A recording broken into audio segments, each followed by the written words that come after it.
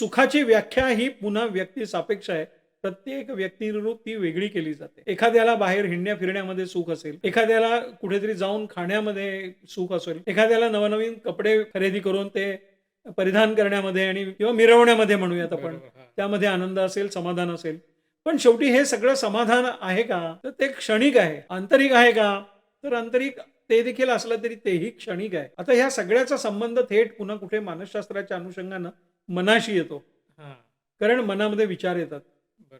त्याचा तनाशी संबंध नाही आहे आणि धनाशी तर अजिबातच नाही आहे. पण हा जो क्रम आहे, हा क्रमच सगळ्यात महत्त्वाचा आहे, की ज्या ठिकाणी मन महत्त्वाचं आहे, मग तन महत्त्वाचं आहे आणि हां. तदनंतर धन महत्त्वाचं आहे. बरोबर. मनामध्ये आपण विचार करतो, त्यामुळे विचारांची सुरुवात पहिल्यांदा करावी. मग वर्तन करावं आणि वर्तन आपण तनाने करतो आणि व्यवहार मग शेवटी करावा, कारण तो धनाने करतो. बरोबर. अनेकदा काय होतं, की व्यवहार आपण आधी करतो, हं. त्यामुळं वर्तन करावं लागतं आणि मग विचारात पडतो. हा क्रम जर का चुकला, तर आपण चक्रम होतो आणि चक्रावून जातो. पण जर क्रम टिकवला, तर आपण विक्रम करू शकतो, पराक्रम करू शकतो. त्यामुळे हां. क्रम काय महत्वाचा आहे? विचार, वर्तन आणि व्यवहार. हं. क्रम काय महत्वाचा आहे? तर मन, तन आणि धन. तर हे 3 क्रम जितके महत्वाचे आहेत, तितकेच ते क्रम आपल्या अंगीकारणं सुद्धा तितकंच महत्वाचं आहे.